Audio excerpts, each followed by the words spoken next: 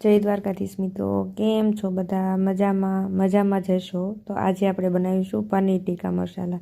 પનીર ટીકા મસાલા બનાવવા માટે આપણે ડુંગળી, આદુ, મરચાં અને બધાની પેસ્ટ કરી નાખવાની છે. ડુંગળીની થોડીક અલગથી કરવાની છે પેસ્ટ, અને પછી ડુંગળી, મરચાં, ટમેટાની મિક્સ પેસ્ટ કરવાની છે. પછી વઘાર કરવા માટે આપણે તેલ મૂકી દીધું છે, રાઈ, જીરું, હિંગ, અને પછી ડુંગળી એડ કરી દેવાની છે.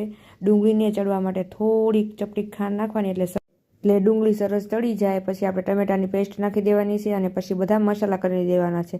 હળદર, ધાણા જીરું, મીઠું એ બધું એડ કરી, અને પછી આપણે કિચન કિંગ મસાલા, પનીર ટીકા મસાલાનો મસાલો એડ કરવાનો છે. પછી બધું ધીમા તાપે ચડવા દેવાનું છે. એ બધું જ ચડી જાય પછી આપણે લાલ ચટણી એડ કરી દેવાની છે. ચટણી એડ કરી અને પછી આપણે તેમાં થોડોક ચણાનો લોટ એડ કરવાનો છે ગ્રેવી બનાવવા માટે, અને પછી તે સરસ બધું મિક્સ કરી અને પછી તેને ચડવા દેવાનું છે.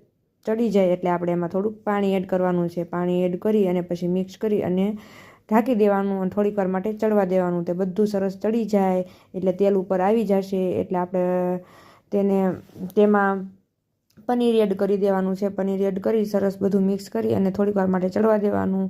અને પછી આપણે માખણ એડ કરવાનું છે, જે આપણા ઘરનું જ માખણ છે. તે માખણ એડ કરી અને પછી થોડીક વાર માટે ઢાંકી દેવાનું. એટલે આપણું શાક સરસ મિક્સ થઈ જાય તો આપણું શાક તૈયાર છે મિત્રો. જય દ્વારકાધીશ.